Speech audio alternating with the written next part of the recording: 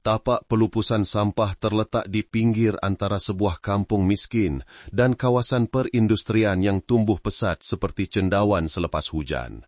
Bau busuk menusuk hidung setiap kali angin bertiup. Tetapi bagi Pak Cik Tam, itu adalah bau kehidupan, bau sesuap nasi. Pak Cik Tam tahun ini sudah mencecah usia 65 tahun.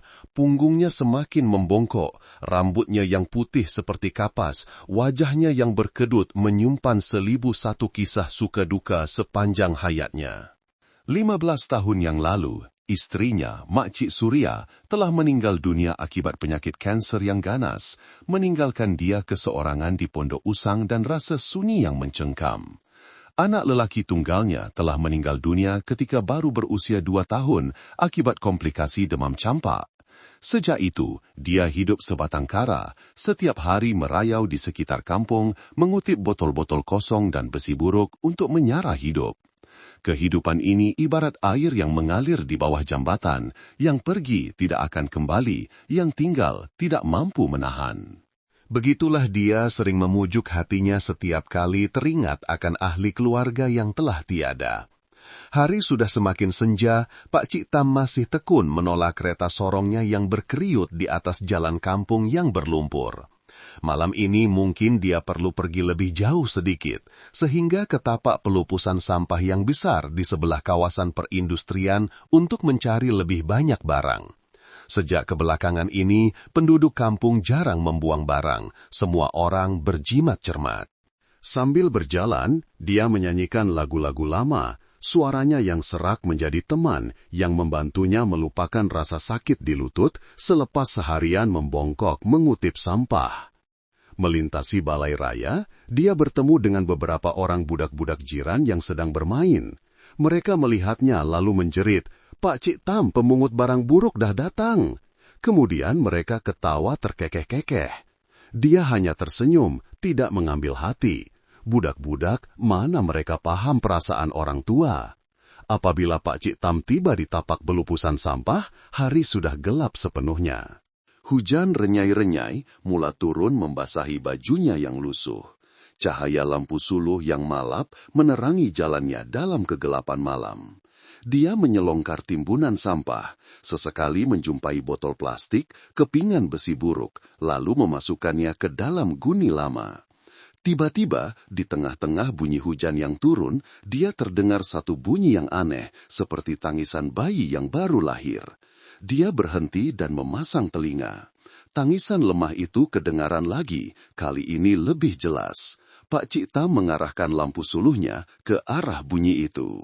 Setelah diamati, di bawah timbunan sampah yang basah, kelihatan sebuah bakul yang ditutup ala kadar.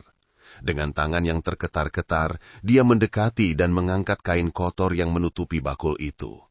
Dalam cahaya lampu suluh yang samar-samar, dia melihat 4 wajah kecil kemerah-merahan.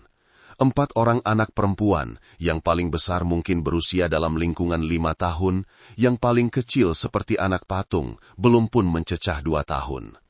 "Ya Allah," jerit Pak Cik Tam, seluruh tubuhnya terasa lemah. Kenapa ada orang yang tergamak berbuat begini? Dia menunduk dan mengusap lembut wajah bayi yang sedang menangis itu. Anak yang paling besar membuka mata memandangnya dengan pandangan yang bercampur antara takut dan harapan. "Tolong Pak Cik, selamatkan adik-adik saya," kata budak itu dengan suara yang terketar-ketar. Pak Cik Tam mencari di dalam bakul itu dan menemui sekeping kertas yang basah. Di atasnya tertulis dengan tulisan cakar ayam. "Maafkan saya tiada pilihan lain." Di bawah cahaya lampu suluh, dia juga melihat sehelai sapu tangan bersulam nama mutiara diletakkan di sebelah bayi yang paling kecil. Pak Cik Tam memandang sekeliling, hanya ada kegelapan dan bunyi hujan, tiada sesiapa. Seseorang telah tergamak meninggalkan 4 orang anak kecil di tengah-tengah tapak pelupusan sampah ini. Pak Cik Tam berdiri di situ, hatinya bagai dibakar. Apa yang harus dia lakukan? Lapor polis, tetapi kemana anak-anak ini akan pergi? Pusat kebajikan masyarakat sudah terlalu sesak. Dia pernah dengar orang berkata begitu. Adakah keempat-empat beradik ini akan dapat tinggal bersama atau akan dipisahkan? Dia memandang mata anak perempuan yang paling besar, melihat ketakutan dan kepercayaan di dalamnya. Tiba-tiba, bayangan anak lelakinya yang telah meninggal dunia muncul kembali. Anaknya yang tidak dapat diselamatkan dari demam campak dahulu. Jika anaknya masih hidup, mungkin sekarang dia sudah berusia 30 tahun. Mungkin sudah memberinya cucu-cucu sebaya dengan anak-anak ini. Satu ide tiba-tiba muncul di pikirannya. Baiklah, bisiknya, Atuk akan bawa kamu semua pulang ke rumah Atuk. Buat sementara waktu sahaja, sehingga kita jumpa keluarga kamu. Dia menanggalkan jaket lamanya dan membalut bayi yang paling kecil yang sedang menggigil kesejukan. Dengan berhati-hati, dia meletakkan mereka di dalam kereta sorongnya, menutupnya dengan kain kanvas untuk mengelak hujan. Jangan takut ya, Atuk akan jaga kamu semua. Mata anak yang paling besar seolah-olah paham, dia mengangguk perlahan. 3 adiknya sudah terlelap dalam pelukan masing-masing. Pak Cik Tam menolak kereta sorong yang berat itu, hatinya turut terasa berat dengan kebimbangan dan rasa kasihan. Sepanjang perjalanan pulang, hujan masih turun. Bunyi roda kereta sorong yang berkeriut menjadi seperti musik sedih di tengah malam. Ketika Pak Cik Tam menolak kereta sorongnya melepasi rumah Mak Cik Timah, jiran yang suka menjaga tepi kain orang, wanita itu sedang berdiri di depan pintu. Mak Cik Timah melihat dia menolak kereta sorong yang lebih berat dari biasa dan terdengar bunyi yang aneh. "Pak Cik Tam, apa yang kamu bawa balik tu?" tanya Mak Cik Timah dengan suara yang nyaring. Pak Cik Tam terkejut, dia cepat-cepat menolak kereta sorongnya lebih laju. "Oh, barang-barang terpakai saja, Mak Cik Timah," jawabnya ringkas, tidak berani berhenti. Tetapi pada masa itu, bayi yang paling kecil di dalam kereta sorong tiba-tiba menangis dengan kuat. Tangisannya memecah kesunyian malam. Mak Cik Timah terbelalak, lalu mendekat. "Apa tuh? Macam bunyi budak-budak." Pak Cik Tam terpaku, tidak tahu bagaimana hendak menjelaskan. Mak Cik Timah menyelak kain kanvas itu dan menjerit terkejut. "Ya Allah, budak-budak! Kenapa kamu bawa balik budak-budak ni?" Sejak malam itu, kabar angin tersebar ke seluruh kampung seperti api. Pak Cik Tam pemungut barang buruk bawa balik 4 orang budak, entah apa niatnya. Ada yang kata dia culik budak untuk dijual. Mungkin juga dia ada niat jahat. Kata-kata nista itu bagai anak panah yang merobek maruah lelaki tua yang sebatang kara itu. Pagi esoknya, 2 orang pegawai polis datang mengetuk pintu rumahnya. "Encik Tam, kami menerima laporan bahawa Encik menahan 4 orang kanak-kanak tanpa diketahui asal-usulnya. Encik perlu jelaskan perkara ini." Dengan gementar, Pak Cik Tam menceritakan segala-galanya, menunjukkan kepada mereka nota dan sapu tangan bersulam nama mutiara yang ditemuinya. Anak-anak itu kini sudah bangun. Yang paling besar memeluk erat ketiga-tiga adiknya, memandang orang-orang asing itu dengan ketakutan. "Mengikut peraturan, kami perlu membawa kanak-kanak ini ke pusat kebajikan masyarakat," kata seorang polis. "Encik tiada pertalian darah, tidak boleh menahan mereka sesuka hati." Pak Cik Tam melutut, air matanya berlinangan. "Tolonglah, Tuan. Benarkan saya jaga mereka buat sementara waktu, sementara mencari keluarga mereka. Mereka masih kecil, terlalu takut, tak elok dibawa ke mana-mana sekarang." Anak yang paling besar tiba-tiba bersuara. "Saya nak tinggal dengan Atuk Tam, dia yang selamatkan kami." Mata jernih kanak-kanak itu membuatkan para polis serba salah. Akhirnya, mereka bersetuju membenarkan Pak Cik Tam menjaga anak-anak itu buat sementara waktu, tetapi perlu melaporkan diri secara berkala dan terus mencari keluarga mereka. Pak Cik Tam menamakan keempat-empat anak perempuan itu sempena nama bunga. Yang paling besar, 5 tahun, diberi nama Ros. Wajahnya bujur sirih, matanya besar dan hitam, pendiam dan bijak. Yang kedua, 4 tahun, bernama Melati, lincah dan suka ketawa.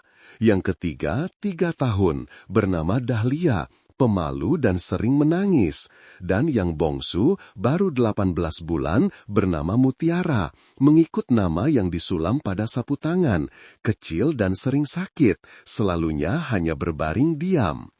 Kamu semua bunga-bunga atuk, kata Pak Ciktam kepada mereka, matanya berkaca. Mulai hari ini, atuk adalah atuk kamu semua. Ross, yang paling besar, memandangnya dengan mata yang penuh kepercayaan. Atuk. Dua patah perkataan yang ringkas itu terasa begitu syarat dengan kasih sayang, menghangatkan hati tua Pak Ciktam yang telah lama sejuk dan sunyi. Hari demi hari, pondok usang Pak Ciktam mula berubah. Sudut rumah yang dahulunya dipenuhi barang terpakai, kini dibersihkan untuk dijadikan tempat tidur empat beradik itu. Baju-baju lamanya dipotong dan dijahit semula menjadi pakaian untuk mereka. Dia belajar cara membancuh susu untuk Mutiara, walaupun kadang-kadang kekok sehingga tertumpah. Pada waktu malam, apabila Mutiara demam, dia berjaga sepanjang malam di sisinya, meletakkan kain basah di dahi bayi itu sambil mulutnya tidak henti-henti berdoa.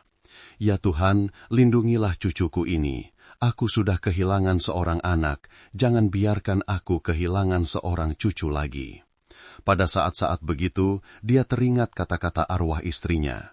Hidup kita ini ibarat lilin ditiup angin.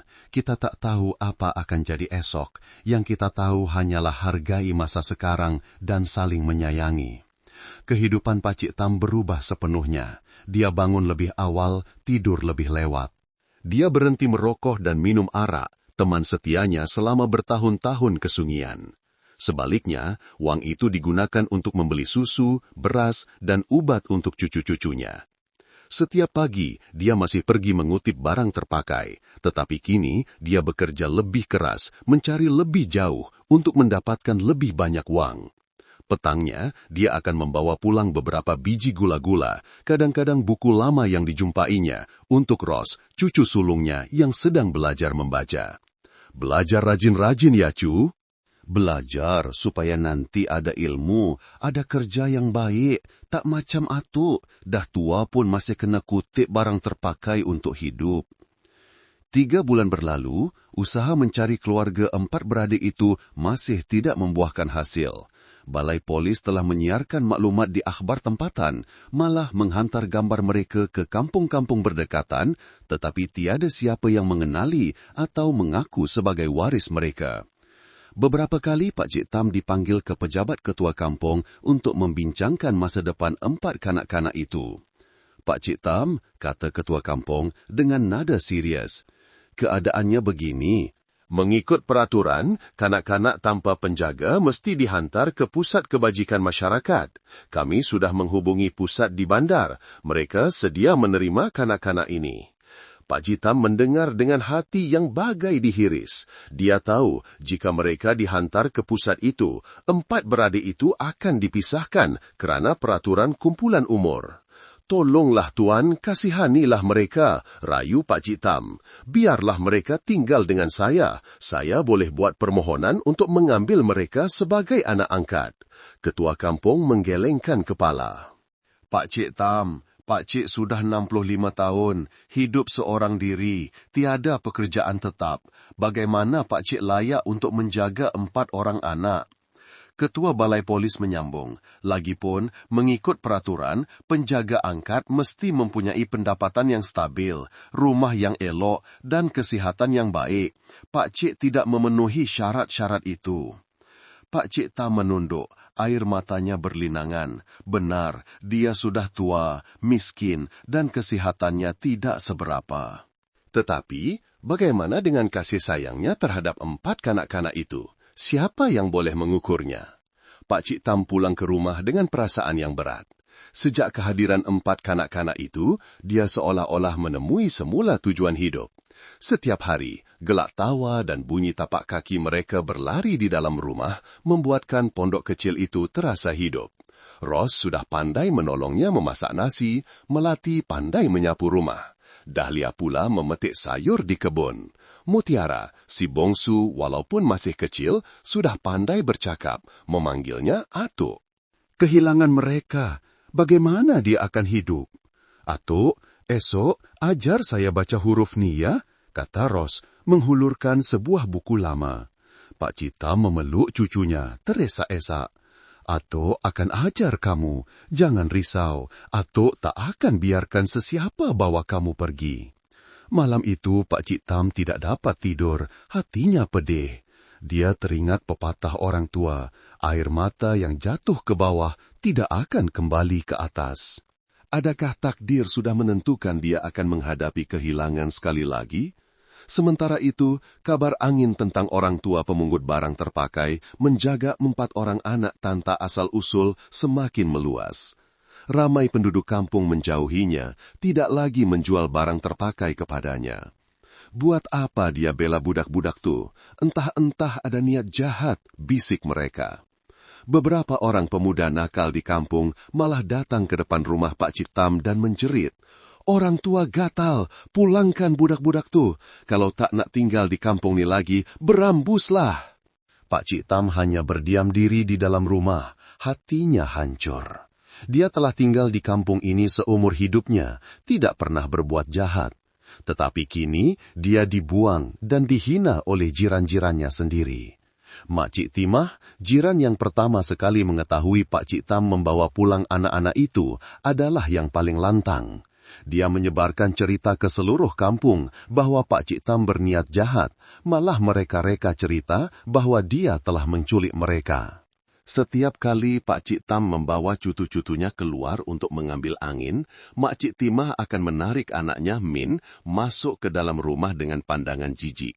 "Masuk, jangan main dengan budak-budak rumah Pak Cik Tam tuh." Kata-kata pedasnya bagai jarum yang menusuk hati Pak Cik Tam, tetapi dia tidak boleh meninggalkan kampung ini. Disinilah tempat dia dilahirkan dan dibesarkan. Lagipun, jika dia pergi, kemana dia hendak membawa 4 orang anak ini? Siapa yang akan menerima seorang tua miskin dengan 4 orang anak tanpa asal-usul? Suatu hari, ketika Pak Cik Tam sedang sibuk membaiki bumbung rumahnya yang bocor selepas hujan lebat, Mak Cik Timah lalu di situ. Dia melihat Pak Cik Tam di atas bumbung, manakala 4 kanak-kanak itu berada di bawah. "Pak Cik Tam, tak takut ke bumbung turun tuh? Rumah macam ni pun nak bela 4 orang budak," sindir Mak Cik Timah. Pak Cik Tam tidak menjawab, hanya terus melakukan kerjanya. Tiba-tiba Ros yang paling besar bersuara, "Makcik, atuk saya baiki rumah supaya kami tak basah bila hujan. Atuk sayang kami sangat-sangat." Suara jernih dan ikhlas kanak-kanak itu membuatkan Makcik Timah terdiam. Buat pertama kalinya, dia meneliti wajah keempat-empat kanak-kanak itu. Mereka kurus, pakaian mereka bertampal-tampal, tetapi wajah mereka berseri dengan kegembiraan dan kepercayaan apabila memandang Pak Cik Tam. Beberapa hari kemudian, ketika Pak Cik Tam sedang menyiapkan makan malam untuk cucu-cucunya, Mutiara si bongsu tiba-tiba demam panas. Wajahnya merah padam, badannya panas membahang, dan nafasnya tercungap-cungap. Pak Cik Tam panik, segera mendukungnya dan berlari ke klinik desa. Tetapi hari sudah malam, klinik sudah tutup. Dia terpaksa membawa 3 lagi cucunya, sambil mendukung Mutiara berlari sejauh 3 kilometer ke hospital daerah. Di sana, apabila doktor bertanya tentang hubungan keluarga, Pak Cik Tam tergagap-gagap. Saya atuk dia." Doktor memandangnya dengan curiga. "Ada dokumen pengenalan diri? Kami perlukan waris kandung untuk menandatangani borang kebenaran." Pak Cik Tam terpaku, tidak tahu apa yang harus dilakukan. Tepat pada masa itu, Mak Cik Timah yang baru sahaja membawa cucunya ke hospital melihatnya. Tanpa disangka, dia melangkah ke hadapan. "Doktor, saya sahkan dia memang menjaga 4 orang budak ni. Saya jirannya, saya boleh jadi saksi." Selepas Mutiara diperiksa dan diberi ubat, Pak Cik Tam membawa cucu-cucunya pulang. Dalam perjalanan, dia terkejut melihat Mak Cik Timah berjalan bersama mereka. "Pak Cik, baliklah dulu dengan budak-budak ni," kata Mak Cik Timah. "Saya nak singgah farmasi, beli ubat demam tambahan untuk Mutiara." Pak Cik Tam tidak paham apa yang sedang berlaku, tetapi mengangguk berterima kasih. Apabila Mak Cik Timah tiba di rumah Pak Cik Tam dengan ubat-ubatan, dia memperhatikan cara Pak Cik Tam menjaga keempat-empat kanak-kanak itu. Dia dengan lembut meletakkan kain basah di dahi Mutiara, memujuk 3 yang lain untuk tidur, kemudian duduk di sisi katil Mutiara sepanjang malam. Makcik Timah duduk di situ, dia memerhati seorang lelaki tua miskin, tiada pertalian darah, tetapi menjaga 4 orang anak dengan kasih sayang yang begitu mendalam. "Pakcik Tam," akhirnya Makcik Timah bersuara. "Saya dah salah faham tentang Pakcik. Saya minta maaf." Pakcik Tam terkejut, tidak menyangka wanita yang selalu mengkritiknya boleh berkata begitu. "Saya nampak cara Pakcik jaga budak-budak ni," sambung Makcik Timah, suaranya sebab. "Bukan semua orang boleh buat macam tu. Saya salah sebab syakwa sangka pada Pakcik." Makcik Timah menceritakan bahawa anak perempuannya telah lari dari rumah bertahun-tahun lamanya, meninggalkan seorang cucu untuk dijaganya. Dia faham kesukaran apabila orang tua terpaksa membesarkan anak kecil. "Mulai esok, saya akan tolong Pakcik jaga budak-budak ni," kata Makcik Timah. 2 orang tua saling membantu, budak-budak ni akan dapat jagaan yang lebih baik. Sejak hari itu, Makcik Timah menjadi pembela Pakcik Tam di hadapan penduduk kampung. Dia pergi ke merata tempat menceritakan tentang pengorbanan Pakcik Tam, tentang bagaimana dia berhenti minum arak dan merokok untuk menyimpan wang demi 4 orang anak itu. "Kamu semua tahu tak?" katanya kepada jiran-jiran. Pakcik Tam jual jam tangan satu-satunya kenangan arwah isterinya untuk beli ubat mutiara. Perlahan-lahan, sikap penduduk kampung mula berubah. Ada yang tidak lagi memandangnya dengan curiga. Mereka mula membeli semula barang terpakai daripadanya.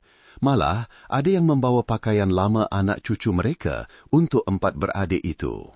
Namun, kesukaran masih belum berakhir. Suatu hari, Ketua Balai Polis datang ke rumah Pakcik Tam membawa notis rasmi. "Pakcik Tam, kami sudah menghubungi Pusat Kebajikan Masyarakat. Mereka akan datang mengambil anak-anak ini pada hari Isnin minggu depan." Pakcik Tam terasa dunianya gelap. Baru setengah tahun berlalu sejak dia menemui 4 beradik itu di tapak pelupusan sampah. Setengah tahun sudah cukup untuk Pakcik Tam menganggap mereka seperti darah dagingnya sendiri. "Tak boleh," kata Pakcik Tam, suaranya bergetar. "Mereka dah biasa dengan saya. Mereka panggil saya Atu. Kami dah jadi satu keluarga." Ketua balai menggelengkan kepala. "Saya faham perasaan Pakcik, tapi ini peraturan. Pakcik bukan waris kandung, tak layak jaga mereka. Pusat kebajikan akan jaga mereka dengan lebih baik." Malam itu, Pakcik Tam duduk di sisi katil cucu-cucunya. Air matanya mengalir senyap. Dia mengusap lembut rambut ros, melati, dahlia dan mutiara. Hatinya pedih. Bagaimana dia hendak memberitahu mereka bahawa dalam beberapa hari lagi mereka tidak akan bersama lagi? Bagaimana dia hendak menjelaskan bahawa walaupun saling menyayangi, kerana dia bukan darah daging, dia tidak berhak menjaga mereka? "Tuhan Maha Melihat," bisiknya, "tolonglah tunjukkan jalan untuk kami." Dia teringat pantun yang sering dinyanyikan ibunya dahulu. "Jangan dikesal jalan yang jauh, nanti bertemu di simpang jua." Tetapi kali ini, adakah akan ada pertemuan lagi apabila mereka dibawa pergi, mungkin dipisahkan ke tempat yang berbeza? Malam sebelum mereka terpaksa pergi, seluruh kampung gempar apabila seorang wanita asing muncul. Dia berdiri di hadapan pintu rumah Pakcik Tam, memandang ke dalam dengan pandangan yang penuh penderitaan. Ros yang sulung ternampak wanita itu dahulu. "Atuk, ada orang tak kenal kat luar," jerit Ros. Pakcik Tam keluar dan melihat seorang wanita berusia sekitar 35 tahun, kurus, wajahnya cengkong tetapi masih ada sisa-sisa kecantikan. Apabila melihatnya, wanita itu segera melarikan diri. Pakcik Tam mengejarnya. "Cik, siapa cik ni? Ada kaitan dengan budak-budak ni ke?" Tetapi wanita itu telah hilang dalam kegelapan malam. Pagi esoknya, apabila van dari Pusat Kebajikan Masyarakat berhenti di hadapan rumah Pakcik Tam, seluruh kampung terasa muram. Ramai penduduk kampung berkumpul dengan perasaan yang bercampur baur. Mereka telah menyaksikan perubahan Pakcik Tam dari seorang lelaki tua yang sunyi dan pendiam kepada seorang atuk yang penuh kasih sayang. Mereka melihat 4 kanak-kanak itu berubah dari kurus dan ketakutan kepada sehat dan ceria di bawah jagaannya. Dan kini semuanya akan berakhir.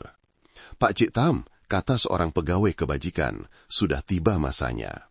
Ros, Melati, Dahlia, dan Mutiara memeluk erat Pak Cik Tam, menangis teresak-esak. "Atuk, jangan biarkan mereka bawa kami pergi. Kami nak tinggal dengan Atuk." Air mata Pak Cik Tam bercucuran. Dia memeluk erat keempat-empatnya, tidak terkata apa-apa. 5 tahun berlalu sejak Pak Cik Tam menemui 4 beradik itu. Selepas insiden hampir dibawa pergi, mereka dibenarkan tinggal bersamanya berkat campur tangan Mak Cik Timah dan ramai penduduk kampung. Mereka telah menandatangani petisi mengesahkan Pak Cik Tam mampu menjaga mereka walaupun serba kekurangan. Melihatkan kasih sayang penduduk kampung dan keikhlasan Pak Cik Tam, pihak berkuasa kampung bersetuju membenarkannya menjaga mereka buat sementara waktu sambil proses pengambilan anak angkat rasmi diuruskan. 5 tahun sudah cukup untuk kampung kecil itu menyaksikan satu keajaiban. Kini Ros berusia 10 tahun, pelajar terbaik di dalam kelasnya. Melati, 9 tahun, mempunyai suara yang merdu yang memukau sesiapa sahaja yang mendengar. Dahlia, 8 tahun, masih pemalu, tetapi sudah pandai melukis gambar-gambar yang cantik. Mutiara pula sudah berusia 6,5 tahun, lebih sehat dari dahulu dan sentiasa pantas menolong kakak-kakaknya. Pondok usang Pak Cik Tam telah dibaiki dengan bantuan Mak Cik Timah dan beberapa penduduk kampung. Pak Cik Tam masih meneruskan kerjanya mengutip barang terpakai, tetapi kini dia tidak lagi keseorangan. Setiap petang, 4 beradik itu akan berlari ke pangkal jalan menyambutnya pulang. Gelak tawa dan riuh rendah bunyi tapak kaki mereka. Suatu hari, berita mengejutkan tiba. Seluruh kampung akan dibangunkan semula untuk membina kawasan perindustrian baru. Penduduk yang mempunyai geran tanah yang sah akan diberi pampasan yang setimpal dan tanah penempatan semula. Tetapi Pak Cik Tam berada dalam keadaan sukar. Pondoknya terletak di atas tanah peninggalan ibu bapanya, tetapi tiada geran rasmi. Tambahan pula, dia belum selesai menguruskan prosedur pengambilan anak angkat. Mengikut peraturan, hanya mereka yang mempunyai kad pengenalan beralamat di situ layak dipertimbangkan untuk pampasan tanah. "Pak Cik Tam," kata ketua kampung, "saya minta maaf, tapi tanah Pak Cik tiada geran dan 4 cucu tu belum didaftarkan dalam keluarga Pak Cik. Jadi, pampasan akan sangat rendah, cukup untuk Pak Cik sewa sebuah bilik kecil di Pekan." Pak Cik Tam pulang dengan hati yang berat. Bagaimana dia hendak membesarkan 4 orang anak di dalam sebuah bilik sewa yang sempit di Pekan? Bagaimana dia hendak mencari rezeki di Pekan yang asing baginya? Dan adakah pihak berkuasa akan membenarkannya terus menjaga mereka dengan keadaan hidup yang lebih sukar? "Atuk, kenapa ni?" tanya Ros, menyedari kesedihan di wajah atuknya. Pak Cik Tam cuba tersenyum. "Tak ada apa, Cu. Mungkin kita kena pindah rumah." Ros, yang sudah cukup besar untuk memahami keadaan, memegang tangan atuknya. "Kemanapun tak apa, Atuk, asalkan kita semua bersama." Kata-kata polos itu membuatkan Pak Cik Tam sebak. Tepat ketika keluarganya menghadapi kesukaran, satu lagi malapetaka menimpa. Suatu petang, ketika 4 beradik itu dalam perjalanan pulang dari sekolah, sebuah motorsikal yang laju telah melanggar Mutiara ketika dia melintas jalan. Jeritan Ros bergema, "Mutiara!" Seluruh kampung berlari ke tempat kejadian dan melihat Mutiara terbaring tidak sadarkan diri, darah mengalir dari kepalanya. Pak Cik Tam yang diberitahu jiran berlari sekuat hati ke sana mendukung Mutiara. "Cucu Atuk, bangun nak!" Mutiara segera dibawa ke hospital daerah. Doktor selepas pemeriksaan awal memberitahu bahwa dia mengalami kecederaan kepala yang serius dan perlu dibedah segera.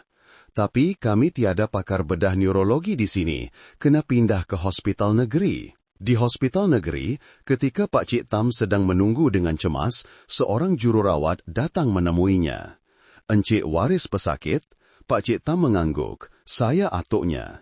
Jururawat itu menghulurkan beberapa helai kertas. Kalau begitu, tanda tangan di sini. Dia perlu dibedah segera. Tapi mengikut peraturan, perlu ada waris kandung yang menandatangani borang kebenaran.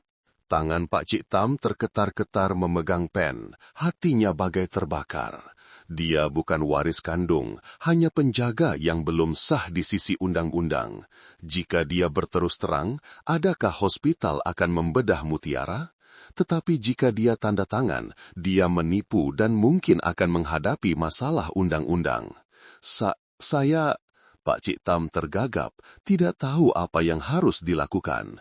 Tepat pada masa itu, seorang wanita muncul. Wanita misteri yang sering memerhatikan 4 beradik itu dari jauh. "Biar saya tanda tangan," katanya dengan suara bergetar. "Saya ibu kandung Mutiara." Pak Cik Tam tergama memandang wanita itu. Doktor dan jururawat juga terkejut.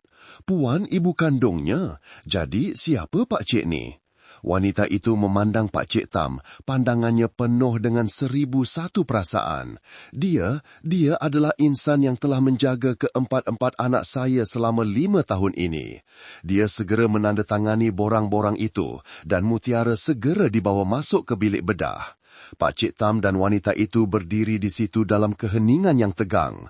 "Saya Nora." Akhirnya wanita itu bersuara, "Ibu kandung mereka." Pak Cik Tam memandangnya, hatinya yang tua terasa pedih. "Jadi, kaulah yang tinggalkan mereka di tapak sampah 5 tahun dulu?" Nora mengangguk, air matanya bercucuran. "Saya tiada pilihan lain. Suami saya meninggal dalam kemalangan kerja, meninggalkan saya dengan 4 orang anak dan hutang yang banyak. Pemiutang mengugut akan ambil anak-anak saya jika saya tak bayar. Saya tak tahu nak buat apa." Suaranya tersekat-sekat. "Saya letakkan mereka di sana dengan harapan ada orang baik yang akan jumpa dan lapor pada pihak berkuasa. Saya berniat untuk kembali mencari mereka selepas dapat kerja yang stabil dan selesaikan semua hutang. Tapi bila saya kembali, mereka tiada di pusat kebajikan. Puas saya mencari, barulah saya tahu mereka tinggal dengan Pak Cik."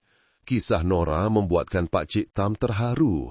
Dia menceritakan bagaimana selama 5 tahun ini dia melakukan pelbagai kerja, dari pembantu rumah, pekerja kilang hingga penjajah untuk membayar hutangnya. Berkali-kali dia pulang ke kampung secara senyap, memerhatikan anak-anaknya dari jauh. "Saya nampak mereka sihat dan gembira," kata Nora, air matanya berlinangan. "Saya tahu Pak Cik menjaga mereka jauh lebih baik daripada yang saya mampu pada masa itu." Pak Cik Tam mengeluh. "Jadi, kau dah kembali untuk ambil mereka?" Nora mengangguk. "Sekarang saya dah ada kerja tetap di kilang jahit, dah sewa sebuah rumah pangsa kecil. Saya dan anak-anak saya hidup dengan ibu kandung mereka." Pembedahan Mutiara mengambil masa 5 jam. Dalam tempoh itu, Ros, Melati dan Dahlia dibawa ke hospital oleh Makcik Tima. Apabila melihat ibu mereka, ketiga-tiganya kelihatan bingung. "Tak kenal mak ke sayang?" tanya Nora penuh harapan. Ros memandang ibunya lama. "Siapa Makcik? Kenapa kata Makcik ni mak kami?" Nora bagai dipanah petir. "Ros tak ingat, Mak. Dulu setiap malam Mak peluk Ros sebelum tidur." Ros menggelengkan kepala. "Saya tak ingat. Atuk yang peluk saya setiap malam. Atuk seorang sahaja keluarga kami." Nora terduduk, menangis teresak-esak. "Ini Mak sayang, Mak kandung kamu semua." Suasana tegang itu terlerai apabila doktor keluar dari bilik bedah. Pembedahan berjaya, tetapi Mutiara perlu pemantauan rapi dalam 48 jam akan datang. Dia perlukan pemindahan darah, tetapi hospital kekurangan darah jenis O. Nora segera berkata, "Darah saya jenis O, saya akan dermakan untuk anak saya." Doktor mengangguk dan membawa Nora untuk ujian. Pak Cik Tam berdiri di situ, hatinya berbelah bahagia. Dia tidak dapat menafikan Nora adalah ibu kandung mereka. Ikatan darah, bagaimana dia hendak menandinginya? Tetapi selama 5 tahun ini, dia telah menyayangi dan menjaga mereka seperti cucu kandungnya sendiri. Bagaimana dia hendak melepaskan mereka? Hari-hari berikutnya adalah masa yang mengakitkan bagi Pak Cik Tam. Nora tinggal di hospital menjaga Mutiara, manakala Ros, Melati dan Dahlia pulang ke rumah bersamanya. Setiap hari, dia membawa mereka ke hospital melawat adik bongsu mereka. Setiap kali itu, dia terpaksa berhadapan dengan Nora, ibu kandung yang perlahan-lahan coba memenangi kembali hati anak-anaknya. Pak Cik Tam, kata Nora suatu hari, saya tahu Pak Cik sayangkan anak-anak saya, tapi mereka perlukan ibu kandung. Saya dah ada kerja yang stabil, boleh sara mereka. Saya nak bawa mereka tinggal dengan saya. Pak Cik Tam tidak menjawab, hanya dia memandang keempat-empat beradik itu sedang berbual. Bagaimana dia hendak menerima kehilangan mereka? Apabila Mutiara sembuh dan dibenarkan keluar, pertikaian mengenai hak penjagaan bermula. Nora telah memfailkan permohonan kepada pihak berkuasa kampung menuntut untuk membawa keempat-empat anaknya tinggal bersamanya.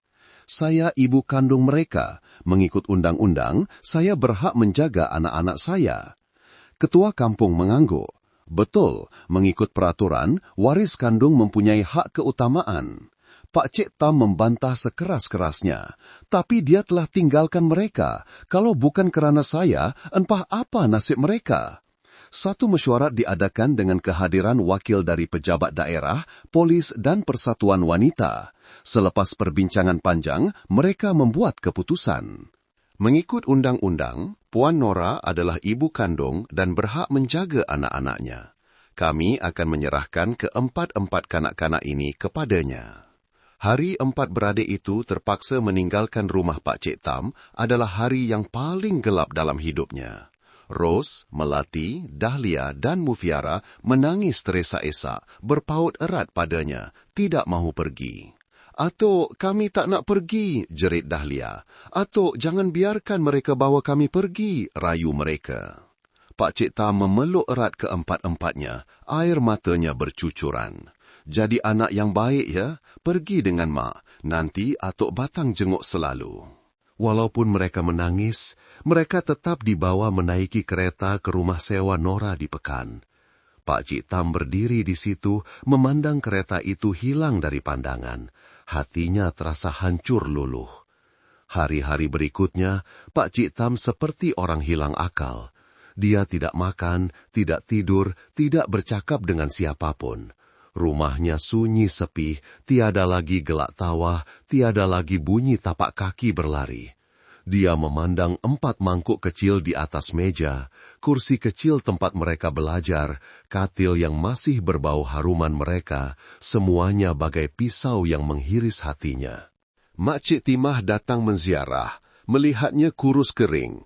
"Pak Cik Tam, kena jaga kesihatan. Budak-budak tu masih perlukan Pak Cik." Pak Cik Tam menggeleng. "Untuk apa saya hidup lagi kalau mereka tiada?" Seminggu selepas mereka pergi, Pak Cik Tam jatuh sakit teruk. Dia demam panas dan batuk tidak henti-henti. Mak Cik Timah terpaksa memanggil kereta untuk membawanya ke klinik. "Radang paru-paru yang teruk," kata doktor, "kena masuk hospital." Tetapi Pak Cik Tam enggan. "Biarlah saya balik. Kalau nak mati, biarlah saya mati di rumah sendiri." Berita Pak Cik Tam sakit teruk tersebar ke seluruh kampung. Ramai yang datang menziarah, membawa makanan dan ubat-ubatan. Mereka telah menyaksikan kasih sayangnya, dan kini mereka tidak sanggup melihatnya pergi dalam kesunyian. Suatu petang, ketika dia terlelap, pintu terbuka perlahan. Satu susuk tubuh kecil menyelinap masuk. "Ros, atuk sehat tak?" tanya Ros, air matanya berlinangan. Pak Cik Tam membuka mata, menyangka dia bermimpi. "Ros, kenapa datang sini?" Ros memeluknya erat. "Saya lari datang jenguk atuk. Orang kata atuk sakit tenat." Pak Cik Tam mengusap rambut cucunya. Hatinya pedih. "Mak tahu tak Ros datang sini?" Ros menggeleng. "Saya tipu mak, kata nak belajar berkumpulan dengan kawan. Saya kena balik sebelum mak tahu." Pak Cik Tam cuba bangun. "Tak boleh tipu mak macam tu, nanti dia risau." Selepas lawatan Ros, kesehatan Pak Cik Tam berangsur pulih. Fikiran untuk bertemu semula dengan cucu-cucunya memberinya kekuatan. Tetapi, bagaimana caranya agar mereka tidak terpisah? Ketika dia sedang berfikir, Makcik Timah datang dengan berita penting. "Pakcik Tam, saya baru balik dari jenguk budak-budak tu kat tempat Nora." Pakcik Tam terkejut. Makcik pergi jenguk mereka. Macam mana keadaan mereka? Makcik Timah mengeluh. Mereka sehat tapi sedih, terutama Mutiara. Asyik menangis nak balik jumpa atuk. Makcik Timah menceritakan dia telah berbual panjang dengan Nora, menceritakan segala pengorbanan Pakcik Tam selama 5 tahun ini. Saya ceritakan pada dia malam Pakcik berjaga masa Mutiara demam, pasal Pakcik jual jam tangan kenangan arwah isteri untuk beli ubat, pasal cara Pakcik ajar Ros membaca setiap malam. Makcik Timah berhenti memandang Pakcik Tam dan Nora menangis. Dia tak sangka Pakcik sayangkan anak-anak dia sampai macam tu sekali. Pakcik Tam diam. Makcik Timah menyambung. Pakcik tahu tak apa Nora cakap? Dia kata, kalau bukan sebab Pakcik Tam, mungkin anak-anak saya dah tak ada. Dia penyelamat nyawa anak-anak saya. Kata-kata Makcik Timah bagai sinaran mentari yang menembusi awan gelap yang menyelubungi jiwa Pakcik Tam. Makcik Timah memegang tangannya. Pakcik Tam, saya rasa Nora sedang berbelah bahagi. Satu pihak hak dia sebagai ibu, satu pihak lagi kebahagiaan anak-anaknya. Budak-budak tu jelas rindukan Pakcik dan dia nampak semua tu.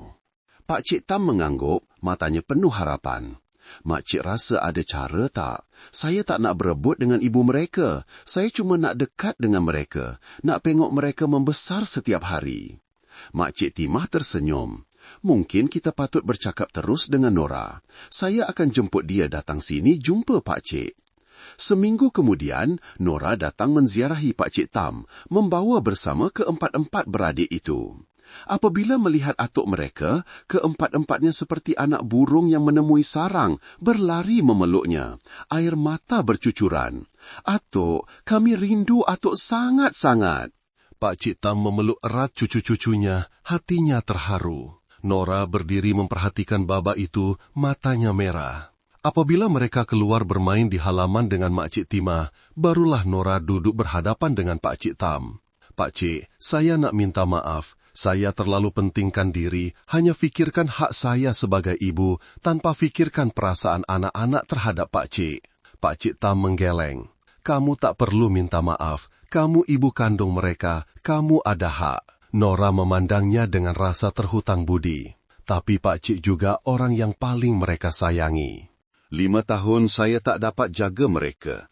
Pakcik dah gantikan tempat saya. Malah lebih baik lagi. Dia teragak-agak seketika, kemudian menyambung. Makcik Timah dah ceritakan semuanya. Tentang jam tangan, tentang malam-malam Pakcik berjaga.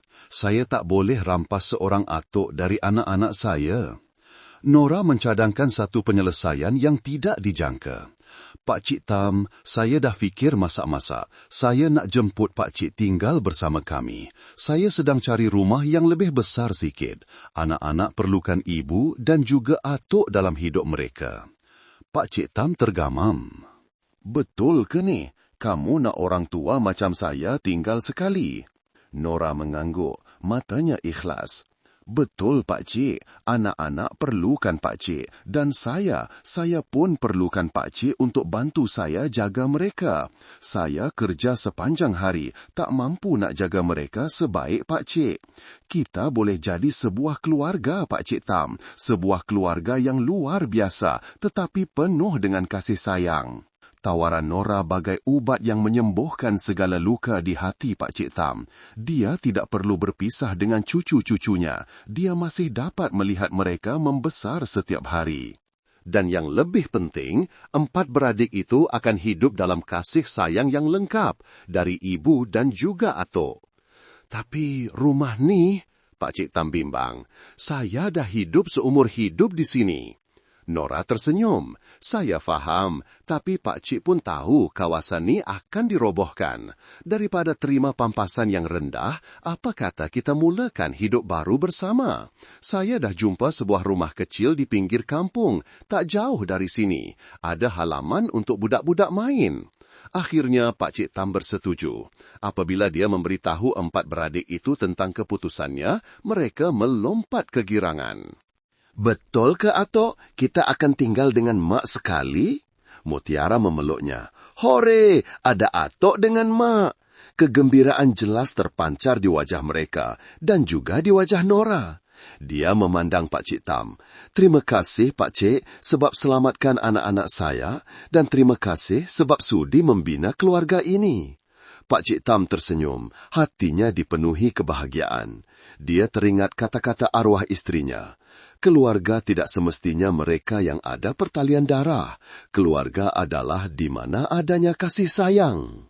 Berita Pak Cik Tam dan Nora bersama-sama membesarkan 4 beradik itu tersebar ke seluruh kampung. Ramai yang terkejut, tetapi ramai juga yang kagum. Mak Cik Timah pula gembira bukan kepalang.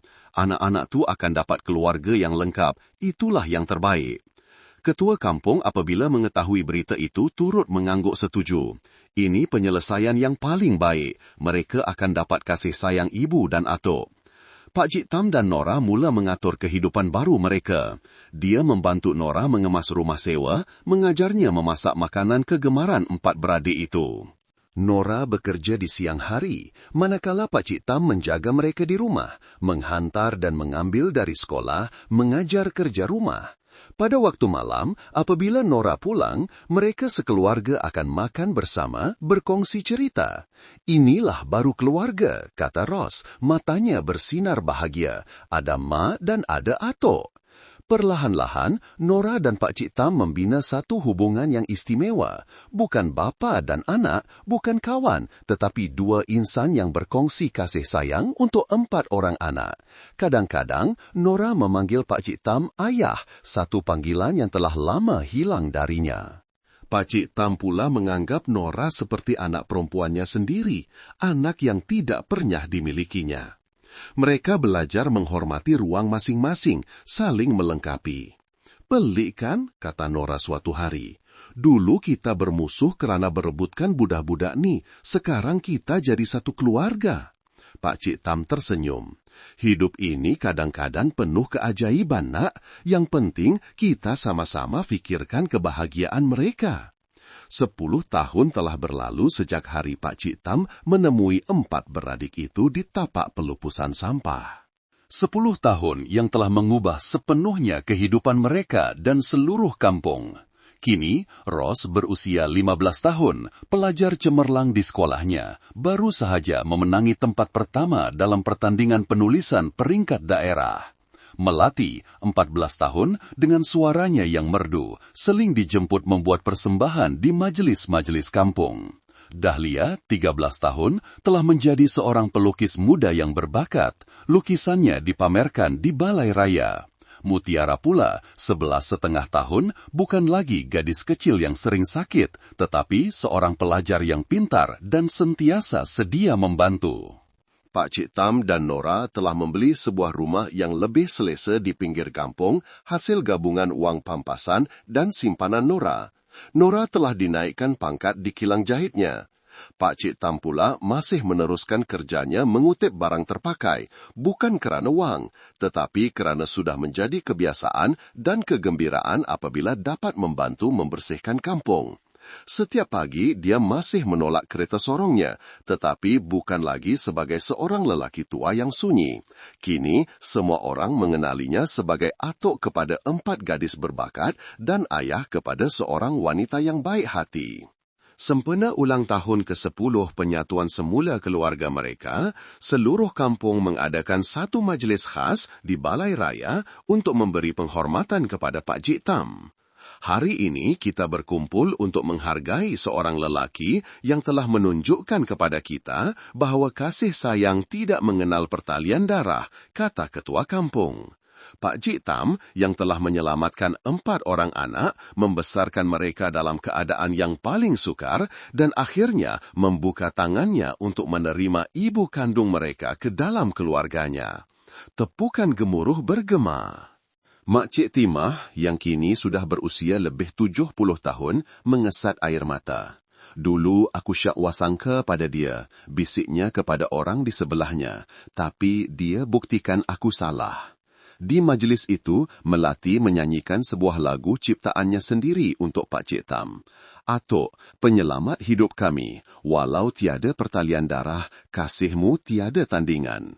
Dahlia mempamerkan sebuah lukisan yang menggambarkan Pak Cik Tam menolak kereta sorong dengan 4 orang anak di dalamnya, berlatar belakangkan tapak sampah dengan matahari yang sedang terbit.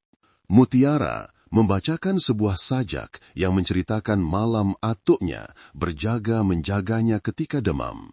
Dan Ros, yang kini seorang gadis remaja yang cantik dan bijak, naik ke pentas untuk berucap.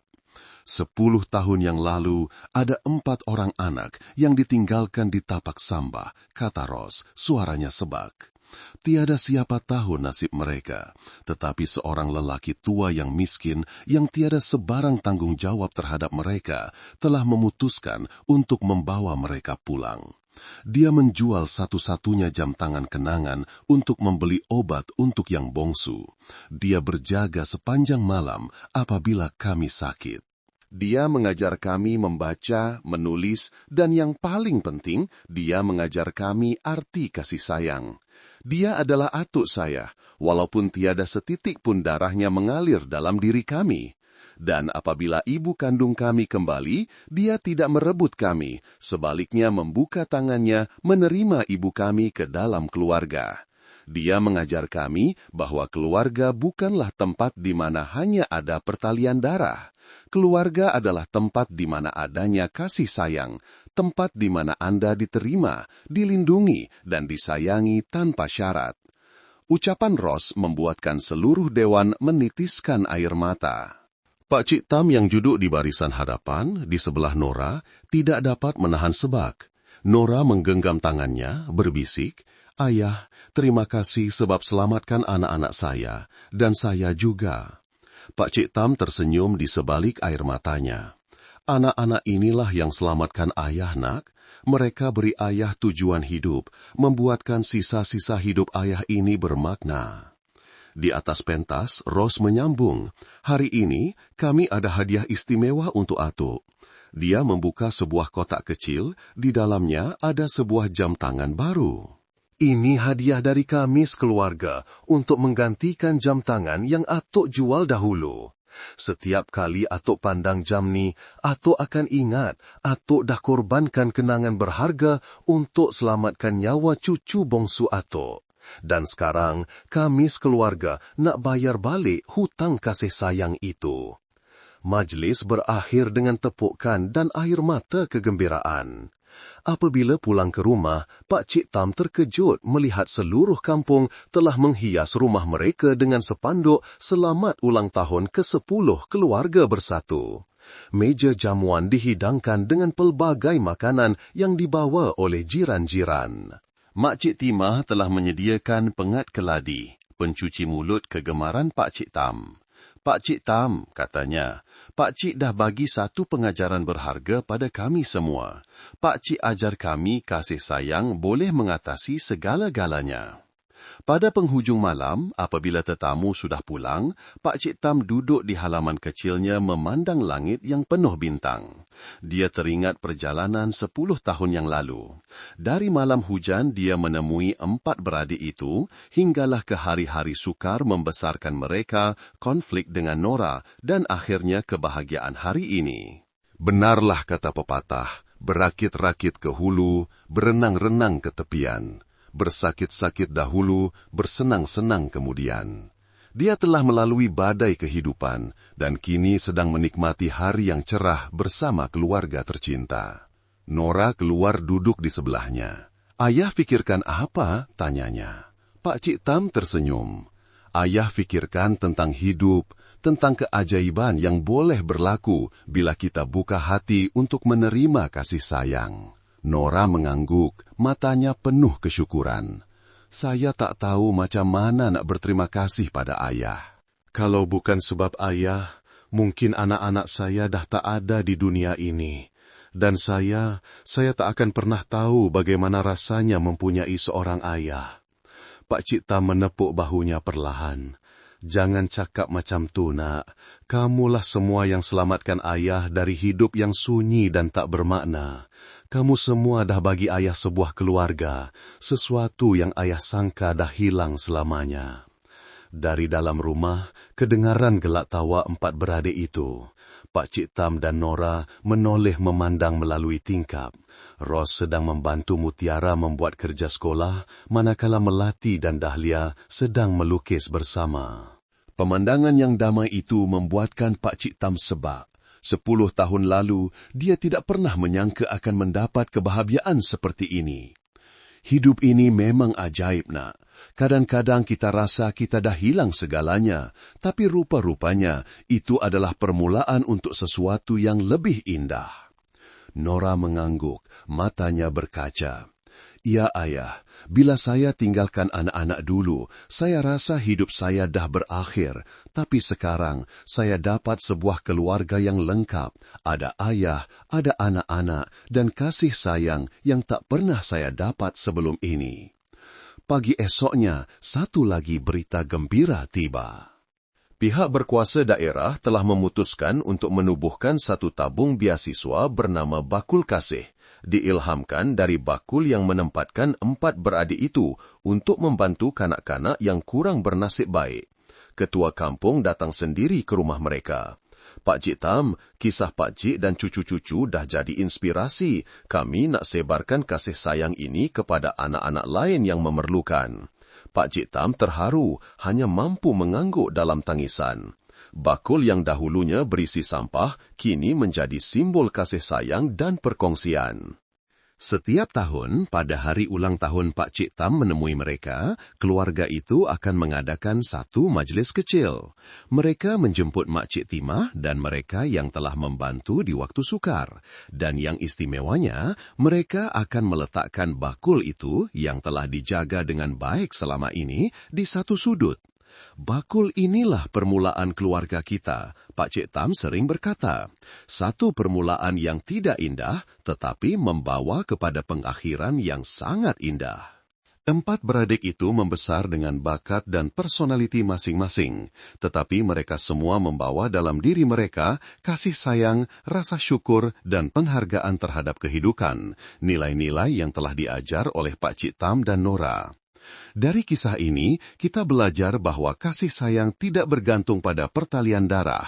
Keluarga bukan hanya tempat kita dilahirkan, tetapi tempat kita disayangi dan diterima tanpa syarat. Jangan terburu-buru menghakimi orang lain. Kemaafan dan belas kasihan boleh menyembuhkan luka. Jangan pernah putus asa, walau dalam keadaan sesukar manapun. Dan tindakan baik yang kecil boleh membawa perubahan yang besar. Akhir sekali, kisah ini mengingatkan kita bahawa dalam hidup yang penuh pancaroba ini, kasih sayang adalah satu-satunya perkara yang kekal abadi. Hai semua, korang tengah tonton dari mana tu? Cuba komen sikit di bawah. Apa pendapat anda tentang cerita kali ini? Best tak? Saya harap anda semua terhibur. Apa-apapun, saya doakan semoga anda semua sentiasa sehat, selamat dan berada dalam lindungan Tuhan. Semoga hari-hari anda sentiasa dipenuhi dengan ketenangan dan kebahagiaan. Kalau anda ada kisah atau cerita menarik yang ingin dikongsikan, jangan malu dan segan untuk ceritakan di ruangan komen ya. Mana tahu cerita anda boleh menjadi inspirasi atau pengajaran untuk kita semua. Jom kita kongsi bersama.